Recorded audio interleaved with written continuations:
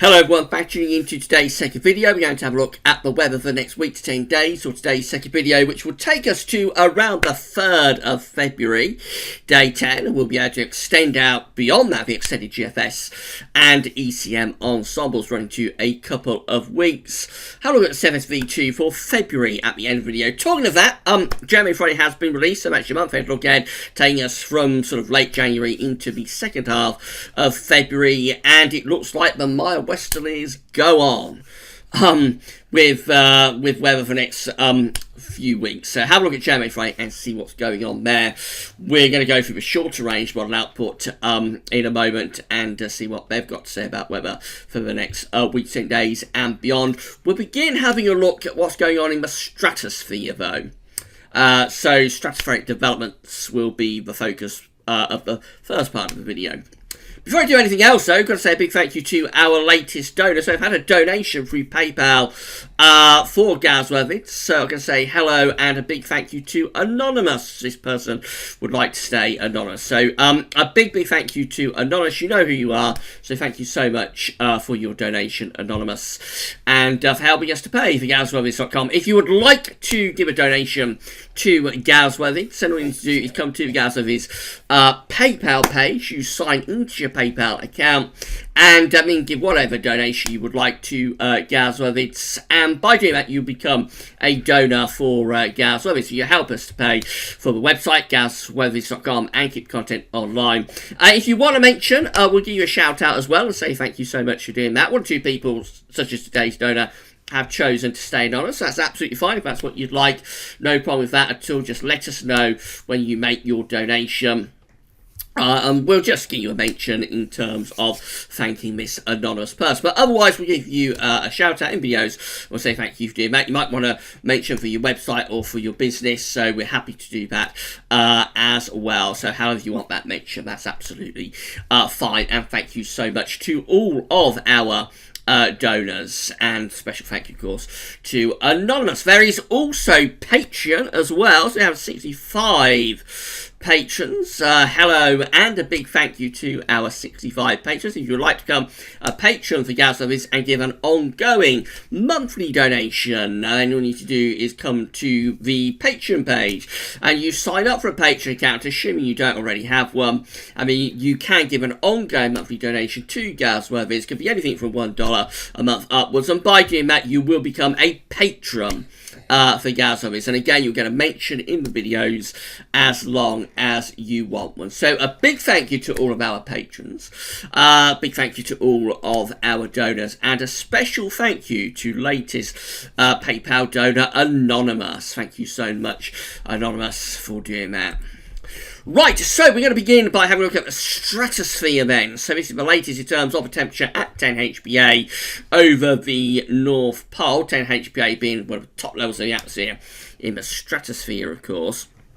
This from the JMA. So the grey line shows the trend from the beginning of the winter right way through into the summer. So at this point of the year, the temperature at 10 HPA in the stratosphere should be trending upwards. It should be getting warmer in terms of the temperature at 10 HPA until it reaches its peak in the summer months. Dates along the bottom of the chart, of course. The black line shows how the temperature has been performing through this season at 10 HPA. It's been consistently colder than average, except around the beginning of December when it went a little bit warmer than average. But other than that, been consistently cold on average. Very cold stratospheric temperature at 10 HPA in the middle of December, and just generally below average throughout, right way to where we are right now. It has lifted up a little bit. It has got closer to the long-term temperature average, which is this grey line, of course, but still generally trending colder than average with temperature at 10 HPA. When we have a very cold stratosphere over the Arctic and the North Pole, this will help to drive the polar vortex, and the polar vortex is what helps to drive zonality, helps to drive the westerlies across the Atlantic and into northern and western parts of Europe. So a cold stratospheric temperature will tend to go with an increase in the zonal flow. There we go, a bit lower down to 30 HPA, it's getting close to the troposphere. You can see that the temperature there has also been very, very cold through this winter.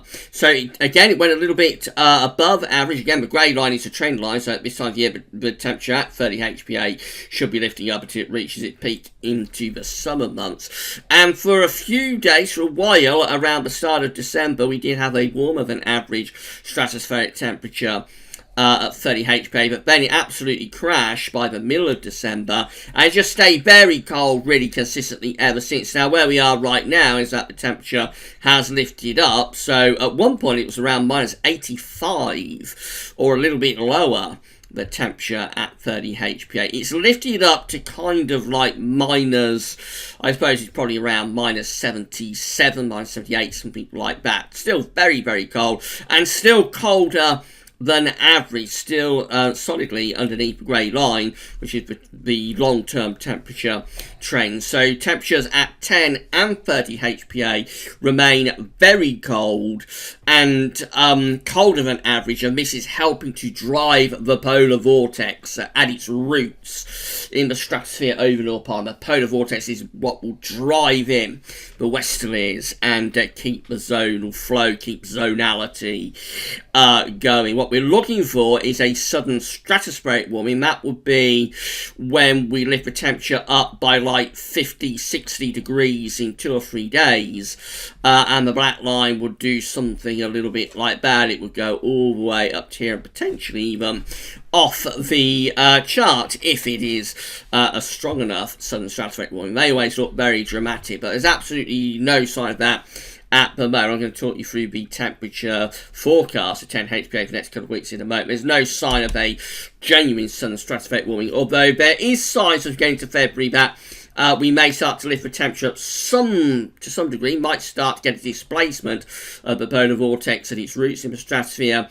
and possibly start to put that PV under stress, probably for the very first time this season. Another way of looking at the zonal flow is through the zonal wings. So this is from weatheriscool.com. Those are different coloured lines that we've got here. The main one is probably the black line, which is the trend line. So at this point of the year, the zonal winds should be weakening. Again, dates are on the bottom of the chart, so that's kind of like December there. That's January just there, and that's February and March just there. So at this time of the year, the zonal winds should be weakening. So essentially, the temperature at 10 HPA in the stratosphere is warming up, so the zonal winds should be weakening, and the zonal winds are really depicting the zonal flow, if you like. So we should be starting to see the zonal winds sort of easing down, and the zonal flow should be starting to weaken to some degree. Now, we did have virtually a record-breaking zonal wind around a week or so ago. Is up there. The blue line shows how zonal winds have been performing through this season. So, did have virtually a record-breaking, in terms of date record anyway, zonal wind around a week ago. We have had a deceleration of zonal winds since then. So, we're around there. We're still stronger than average, still stronger than you would expect us to be with the zonal wind. That's the black line, remember. GFS ensembles are forecasting the zonal winds to continue to decelerate over the next couple of weeks. So by the time we get through to the early part of February, like into the first week of February, the zonal winds are dropping out to around here. That's quite a dramatic deceleration from where the zonal winds were in the middle of January to where they're forecast to be by the first week of February. And that's happening without any sort of warming of the stratosphere, without any sort of sudden stratospheric warming, and still with a cold temperature at 10 HPA. So I think that's purely down to the fact that the zonal wind got so very strong around the middle of January, but the only place to go really from that is downwards. So deceleration of the zonal wind continues. Perhaps signs that we're going to start putting the polar vortex under some stress and maybe have a displacement event taking place through early February, possibly just signs that we're beginning to see things beginning to move away from this extremely powerful polar vortex as we go further into February, which you do tend to expect anyway as we're moving towards the latter part of the winter. The other coloured lines from the CFS V2. So we do have one CFS member, this blue line just here, that is actually going for a reversal of zonal winds. That normally happens if you get a sudden stratospheric warming. You will send the zonal winds into reverse in the stratosphere. So that may be picking up on some sort of sudden stratospheric warming in the middle of February. Remember, this is the month of February. Just here. The other CFS V2 members go for a very slight reversal of zonal winds into March. And possibly even into April. That kind of might be the final the final end of the polar vortex, if you like, as you get through into April. So it's possible we're going to see things beginning to change a little bit in terms of the current situation over the North Pole with the zonal winds and with the polar vortex. Now, this is the temperature forecast for 10 HPA from the GFS, from metroseal.fr. So this is for the next couple of weeks from the latest GFS run. Where we've got these blue colours, these are the cold temperatures that we've got in the stratosphere at 10 HPA. We've already established it is still colder than average over much of the Arctic and over North Pole as well, with those temperatures at 10 HPA. As we run through, we can see that we do get quite a warming beginning to appear in a few days' time over Siberia with those green and yellow colours. Now that is a warming of the stratosphere. It's not a sudden stratospheric warming. Sudden stratospheric warming will take the temperature almost up to around freezing. So on the temperature scale, the scale is actually down here. On the temperature scale, a sudden stratospheric warming really gets us into those red colours. Always looking very, very dramatic. When we've got these green and yellow colours, that is a warming of the stratosphere, but it is a sudden stratospheric warming. It's probably not enough on its own to sort of do all that much damage to the polar vortex. But let's see what becomes of that warming. So it does continue over Siberia, gradually starts to move over towards Canada as well by the time we get through to the 1st of February. And then beyond that, into the extended range running up towards day 10, with the GFS, which gets us to around the 3rd of February. Yes, we've still got this warming of the stratosphere. It's quite a strong warming. Again, it's just a little bit under what you would really classify as a sudden stratospheric warming, but it is quite a significant warming of the stratosphere, and it is starting to move over towards Canada as well, the Canadian Arctic, by day 10, and this begins to displace these blue colours. So this is what we call a displacement event, as these blue colours are kind of squashed and pushed over towards our side of sort of Greenland and the Arctic. You see how these yellow and green colours are infiltrating into Canada and also trying to infiltrate into Greenland as well. Remember, this is not a sudden stratospheric warming. It's not reaching the sort of level that's going to totally obliterate and destroy the polar vortex as a sudden stratospheric warming can do, but it is quite a significant warming, and it is starting to displace the polar vortex at its roots over towards our side of the Arctic and over towards our side of the North Pole. What the results of that will be remains to be seen. I mean, just as this GFS run ends, it looks like it's time to intensify the warming over Siberia again. Now, sometimes these displacement events can be a precursor to genuine sudden stratospheric warming, and that might be the start of what's happening there. As far as we get to is the 9th of February, and you just see how that warming is kind of being re-intensified over Siberia by around the 9th of February. So that could be the beginnings of a genuine sudden stratospheric warming, but it's too far away to say. It's 2 weeks away.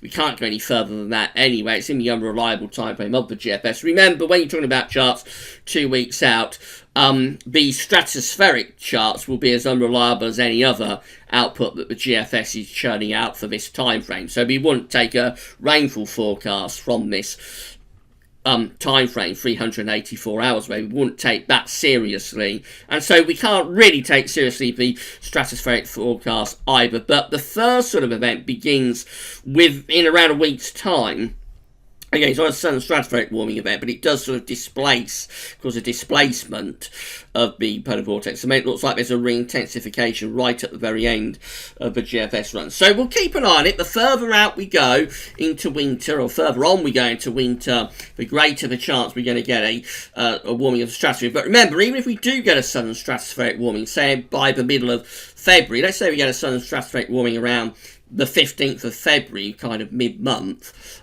there's always a time lag on that affecting the troposphere.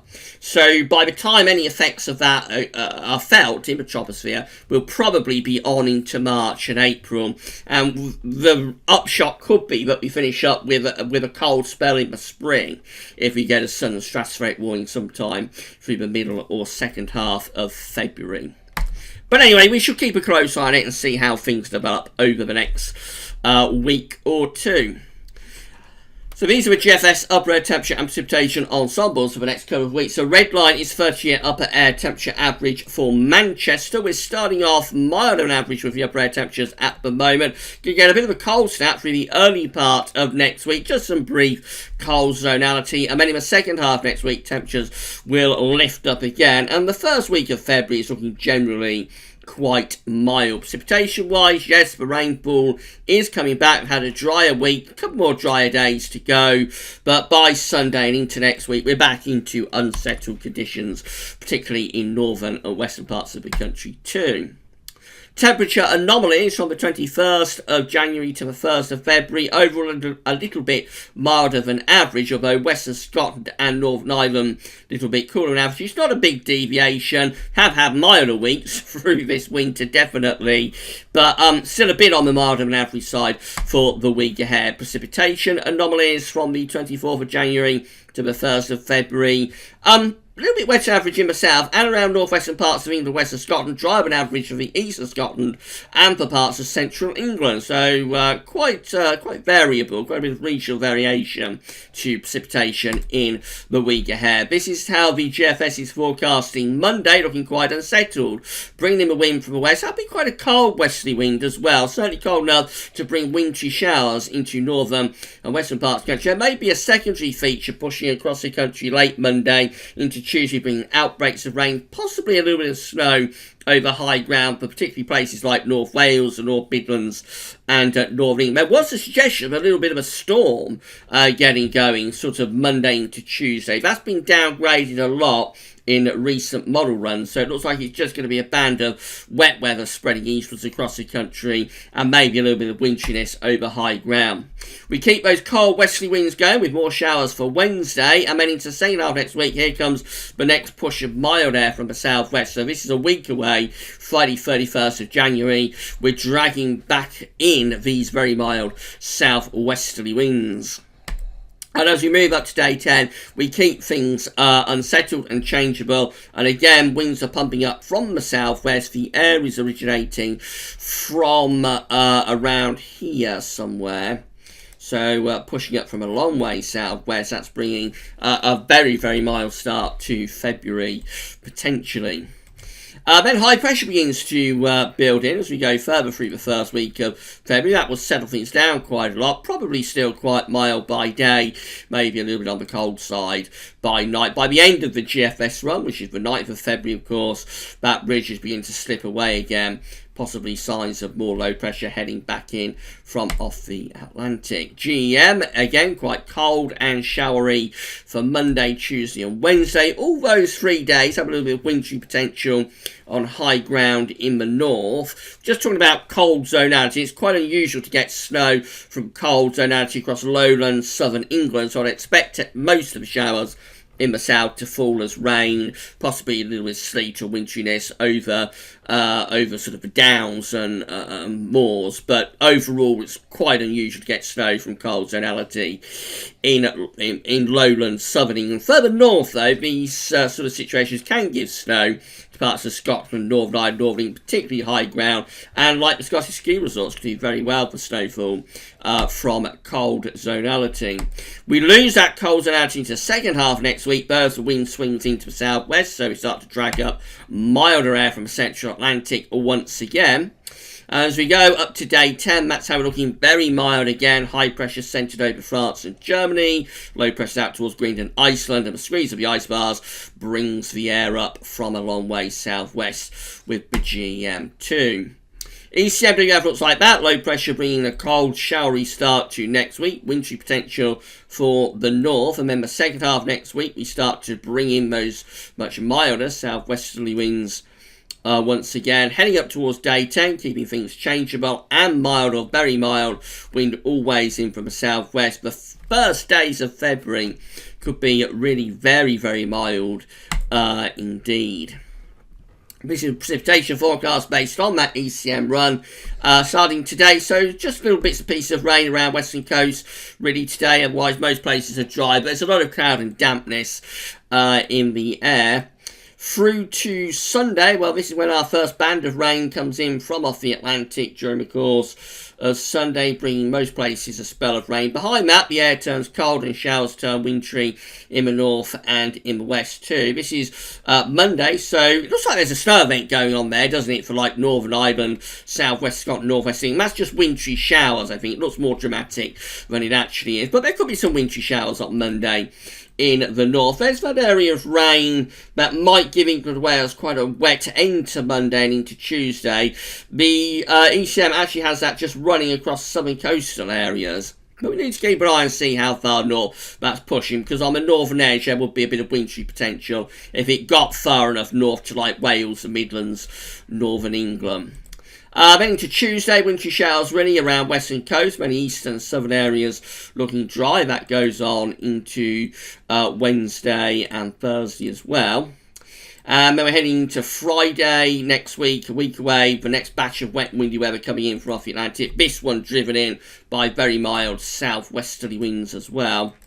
And then beyond that, into the opening days of February, it really is a case of more rain in the north and west, southern and eastern areas, always looking a little bit drier, but quite a bit of wet weather still piling into northern and western parts of the country. These are the options on the table within the ECM ensembles. Now, this is the option that's on the table within the ECM ensembles today for day 10, which is the 3rd of February from the Icelandic Met Office. So 51 out of 51 members of the ECM ensembles have high pressure to our south and low pressure, let's change the colour, low pressure is out to the north and the west. So north-west areas get the most of the settled weather, driest weather in the south and southeast, all areas mild or very mild, with the wind pumping up from somewhere like the Azores. In 2 weeks' time, these are the options that we've got, which gets us to the 8th of February. We have 20 members of the ECM ensembles with high pressure just centred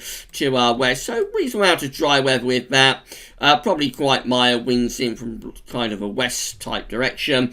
19 members of the ECM ensembles with high pressure to our south, low pressure to our northwest. That's going to be reasonably settled and very mild, maybe even a little bit spring-like. And then 12 with high pressure, more or less centred to the north of Scotland. That's going to be the coldest option. That will be bringing in easterly winds. I don't think there'd be particularly cold easterly winds, but certainly they'd be colder than any other wind direction due to the fact they're bringing the air in from off the continent. And so with that option, the 12 that we have just here, you would expect overnight frost, and maybe quite sharp overnight frost as well. However, I think the ECM ensembles since yesterday have shifted more towards milder conditions, if anything, for the end of the first week of February.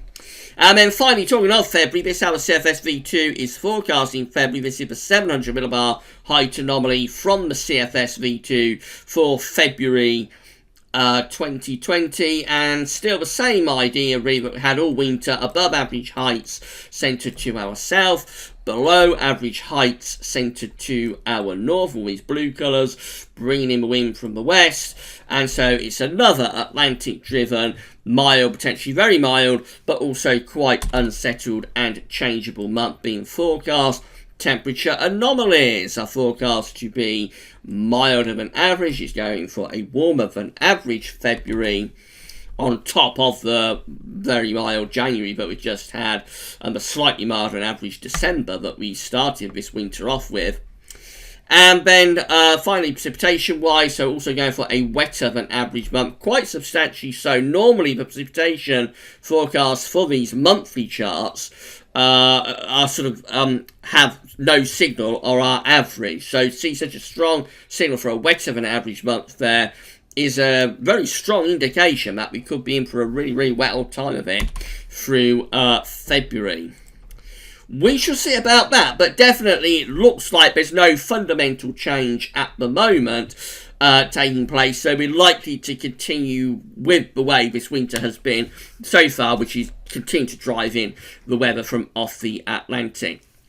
We're going to be looking for something to break us out of this pattern, whether that's a sudden stratospheric warming or something else. We'll have to wait and see. As we said at the start of the video, there are a few hints that things might be starting to change in the upper atmosphere over the Arctic and over the North Pole, where the polar vortex is so powerful. Polar vortex is rooted. We are seeing a deceleration of zonal winds, and we may be seeing increasing size of warming, not yet a sudden stratospheric warming, but we may be seeing increasing size of a warming of the stratosphere over the Arctic and North Pole as we go into February. But it's getting very late on now for any sort of stratospheric developments to impact the winter months.